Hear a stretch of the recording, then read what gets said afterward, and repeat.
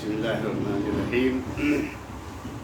मोहतरम सामीईन किराम, उलमाए किराम, स्कॉलर्स और अरबी डिपार्टमेंट्स में पढ़ने वाले तलबा किराम, अस्सलाम वालेकुम।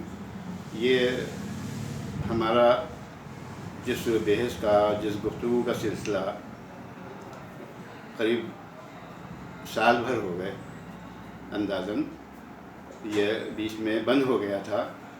मुख्तलिफ़ हालात में जो है वो ऐसा लग रहा था कि सब ज़हनी तौर पर परेशान हैं।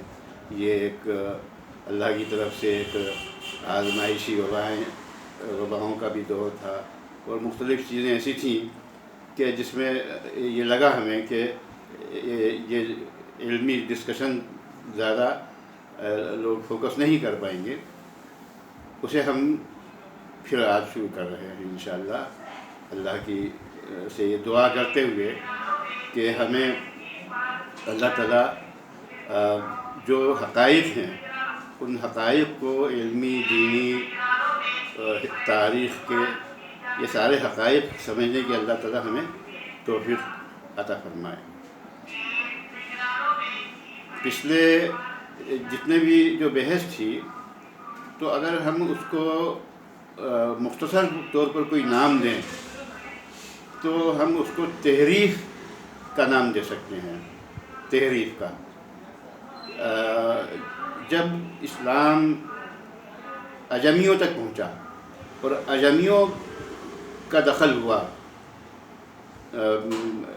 मदीना मुनव्वरा तक अजमियों का दखल हुआ और दूसरे ममालिक फ़तह हुए और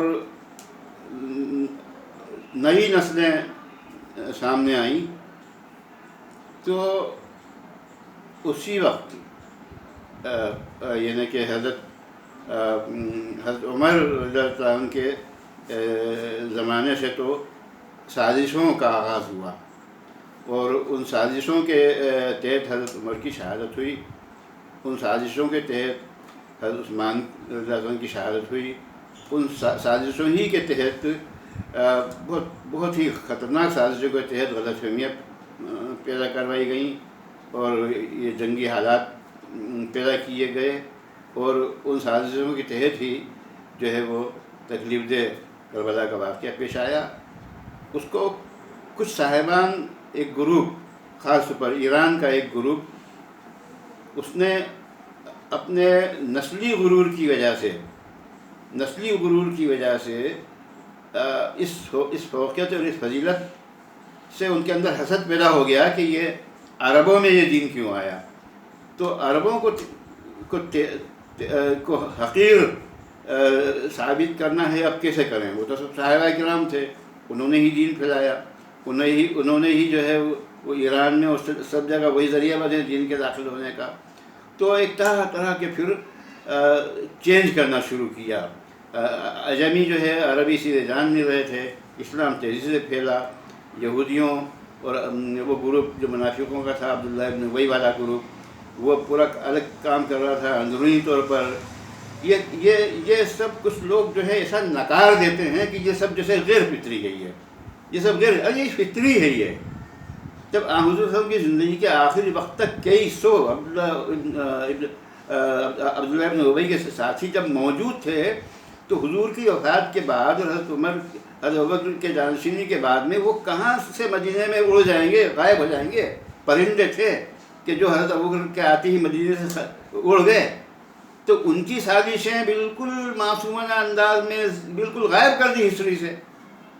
साजिशें हुज़ूर के ज़माने में जो करते थे, यहूदी भड़काते थे मक्के वालों को, अब वो न यहूदियों को भड़काने की बात कर रहे हैं कि अरे साहब ये साजिश का फ़लसफ़ा ठीक नहीं है, न अंदर के मुनाफिकीन को साजिशों में भड़का रहे हैं, न ये ईरानी सिपह सालार फर्जी मुसलमान बन के यहाँ आया मदीना मुनव्वरा में, सब उनको वो समझ रहे हैं कि बिल्कुल सीधे सच्चे अल्लाह वाले बन के आए थे।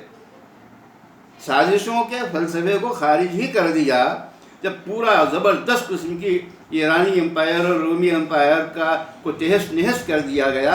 लेकिन हमारे कुछ اعلیٰ دماغ ٹائپ کے لوگ کچھ زیادہ ہی اعلیٰ ہو گئے تھے، بہت ہی زیادہ اعلیٰ ہو گئے، تب انگریز کہیں گے کہ یہ لوگ سازشوں کا سہارا لیتے ہیں، انگریز یوں کہیں گے، یورپ والے یوں کہیں گے۔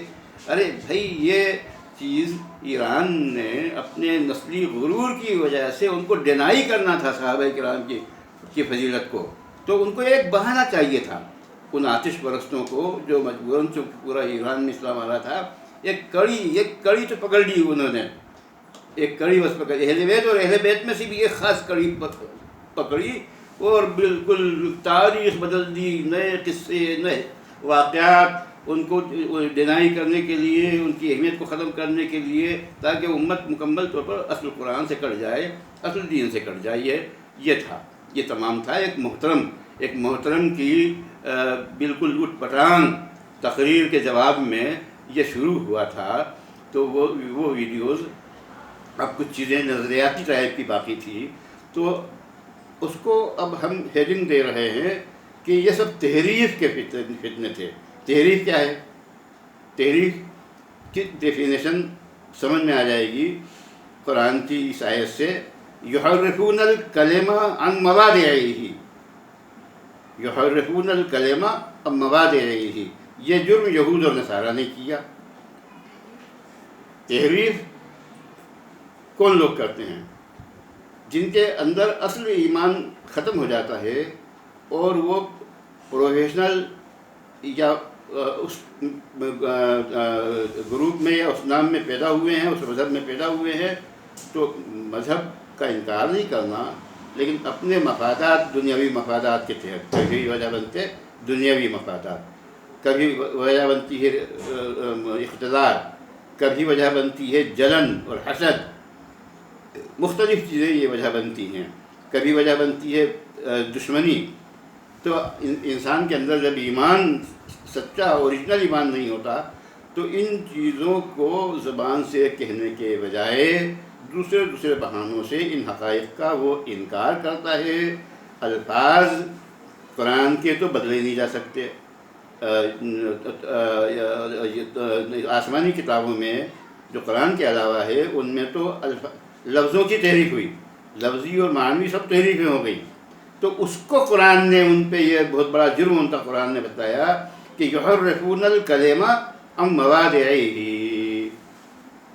یہ قرآن کا کی ڈیفینیشن یہ ہے۔ تو اب قرآن کریم کی حفاظت کی تو ذمہ داری اللہ نے لی، جب انا نحن نزلنا الذکر وانا لہ لحافظون، ہم نے یہ ذکر اتارا، ہم نے یہ کتاب نازل کی اور ہم اس کی حفاظت کرنے والے ہیں۔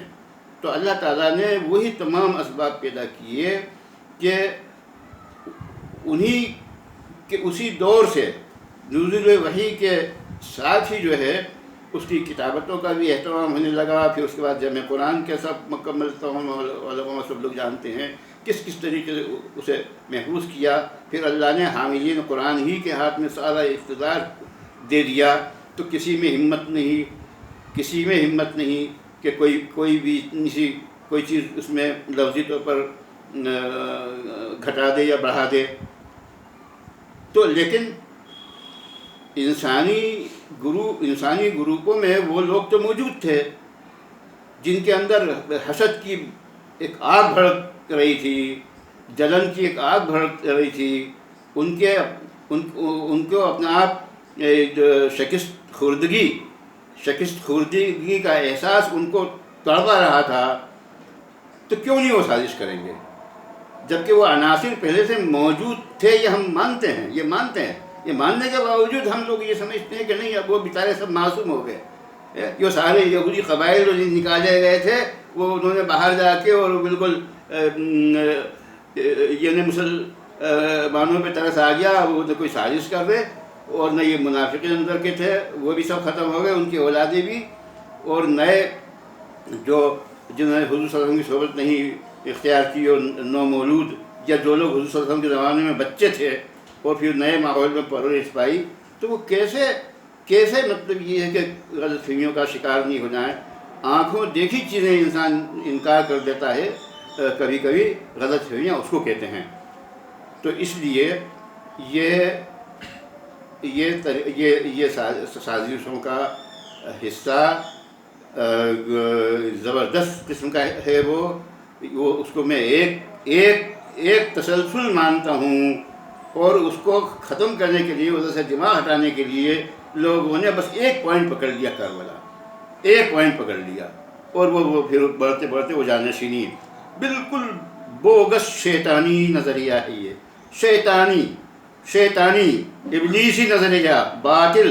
وہ لوگ جن کے دماغوں میں یہ ہے کہ وہ جو ہے اس کو تعویلیں کریں اور ان کی شان کو مسخ کرنے کی کوشش کریں، یقیناً میں پورے معانی کے ساتھ، پورے اللہ سے ڈرتے ہوئے مکمل طور پر میں ان کے دماغوں کو وہ دماغ مانتا ہوں کہ جن کے دماغوں میں شیطان جو ہے وہ انڈے دیتا ہے، اسی کے دماغوں میں وہ شیطان کے انڈوں میں سے بچے نکلتے ہیں، اور وہ شیطان کے بچے ان کے دماغوں میں پلتے ہیں، بڑے ہوتے ہیں، اور انہی کے لیے یہ آیت ہے کہ ختم اللہ علی قلوبہم۔ تو وہ لوگ تو اس لائق نہیں ہے کہ ان کے بظاہر اللہ تعالیٰ کب کسی کو توفیق دے دے کہ ان کے دلوں میں تبدیلی آئے، مگر ان کی خرافات، ان کی افواہی سوچ، ان کے افواہی نظریات ہماری نسلیں کبھی متاثر ہو جاتی ہیں، جو کالجوں میں پڑھتی ہیں، جنہوں نے براہ راست اسلام کو گہرائی سے نہیں سمجھا۔ تو اب ہم انشاءاللہ یہ سلسلہ شروع کر رہے ہیں۔ تو تحریف ایک ایسی چیز ہے کہ ہم اپنی زندگی میں دیکھتے ہیں۔ تحریف کیا ہے؟ حقائق کو بدل کے بیان کرنا۔ حقائق کچھ ہیں، اس کو چھپانا اور بدل کے دوسرے اس کی جگہ پہ الٹ کر، بالکل الٹ کسی کی اچھائی دبانے کے لیے، کسی تاریخ کو کچلنے کے لیے، کسی کی کارناموں کو کچلنے کے لیے آج بھی ہم تو دیکھتے ہیں حقائق کو۔ یہ تحریف ہے۔ اور کسی کی بات کو چینج کر کے کہیں بیان کر دینا، یہ تحریف ہے یہ۔ تو اس طریقے سے قرآن کے الفاظ نہیں بدل سکتے تھے، تو قرآن کے معنی میں تحریف کرنا شروع کی اور متشابہات تائید کی، جو پورے قرآن کے پس منظر کو سمجھنے کے بعد جس لفظ کے معنی متعین ہو جاتے ہیں، اس پورے پس منظر سے اس لفظ کو ہٹا کے اور بالکل من چاہا مطلب اس میں ڈال دیا۔ اس کا آغاز حضرت علی کے ساتھیوں نے کر دیا تھا۔ جب ان کی مرضی پہ حضرت علی نے چلنا بند کر دیا تو جو ہے وہ الگ ہو گئے، اور ان الحکم الا للہ، یہ یہاں سے وہ جو خوارج نے سب سے پہلے پورے گروپ کے طور پر حضرت علی کو مطعون کرنے کے لیے اور حضرت علی کو یہ ثابت کرنے کے لیے کہ انہوں نے قرآن کو حکم نہیں بنایا، اور ان الحکم الا للہ، وہ پولیٹیکل معنی میں پہلی مرتبہ یہ تحریف معنوی خود حضرت علی کے ساتھیوں نے، جب ان کا مطلب پورا نہیں ہو رہا تھا تو حضرت علی کے ساتھیوں نے یہ معنوی تحریف اسی وقت سے کرنا شروع کر دی۔ ان الحکم الا للہ، پورے قرآن کریم میں اس کی تشریح موجود ہے، مواقع موجود ہیں، اس کا استعمال موجود ہے۔ اس پورے پس منظر کو دیکھتے ہوئے وہ معنی متعین ہوں گے نا۔ سارے علماء کو خبر ہے، لیکن ہمارے ایک مرحوم پیدا جو ہوتے رہتے ہیں، کچھ اوور کانفیڈنس میں مبتلا ہو کے، ہم کسی کی نیت پہ شک نہیں کر سکتے، لیکن غلطیاں ہوتی ہیں۔ بہت زیادہ اوور کانفیڈنس ہوتے ہوئے پوری دنیا کے مسلمان اور ساری سلطنتیں سب کے سب گمراہ، اور بالکل سب کے سب حکم اللہ کے بہانے انہوں نے ساری ہسٹری کا ناش کر دیا، اسلام کی پوری ہسٹری کا ناش کر دیا، صحابہ کا انہوں نے ناش کر دیا۔ تو اس کی بہت ساری چیزیں سب سامنے ہیں۔ تو اب متعین طور پر ہر پہلو کو کیا تحریف ہوئی ہے، قرآن کی کن کن آیات کو میں کس طرح معنوی تحریف ہوئی ہے، کس نے کی ہے، اس کے منظر میں کیا واقعات ہیں، انشاءاللہ ایک پہلو دے کے ہم اگلے ویڈیوز انشاءاللہ اب بنانا شروع کر رہے ہیں۔ ابھی یہ میں نے ان الحکم الا للہ والی مثال دے دی۔ اس کے بعد میں یہ تو سب کو ہی جان سے ختم کرنے کے لیے وہ لوگ نکلے، یہ اتنی بڑی بڑی چیزیں یہ دماغ میں نہیں بیٹھ پاتی ہیں کہ یہ سب سازشی گروپ تھے، سب کو ہی تو ختم کرنے کے لیے نکلے. پھر ایک متعین انسان کیسے رہ گیا؟ وہ گروپ جس نے خلفشار پیدا کیا تھا، پھر اس نے سب حضرت علی سمیت سب کو تو شہید کرنے کے لیے نکلے تھے. یہ بالکل ہمالیہ پہاڑ جیسے حقائق ہیں. ان حقائق کو نہیں ماننے کے بجائے اپنے ہسٹری سے بھی اپنے مطلب کا پہلو لے لینا ہسٹری سے، یہ بھی تو تحریف ہے. تو ہسٹری میں جو تحریف ہوئی ہے، جو حقائق جو تواتر کے ساتھ چل آ رہے ہیں، ان کو بھی ڈینائی کر کے اور صرف اپنا ایک پوائنٹ ہسٹری کا لے کے اس کو مکمل ہسٹری بنا دینا، تو یہ ہسٹری میں تحریف ہوئی ہے. تحریف چینج کر دینا، حقائق کو چینج کر دینا. تو اللہ تعالیٰ ہم لوگوں کو سب کو توفیق دے. یہ ہم بالکل یہ ایک ہم سب کے سب طالب علم ہیں، ہم سب کے سب علم اور حقائق کے متلاشی ہیں، اور سب کو ہم اس دعا سے شروع کرتے ہیں: اللہم ارنا الحق حقا وارزقنا اتباعہ وارنا الباطل باطلا وارزقنا اجتنابہ وارنا الاشیاء کما ہی وارنا الاشیاء کما ہی. اے اللہ، حق کا حق ہونا ہمیں دکھا دے،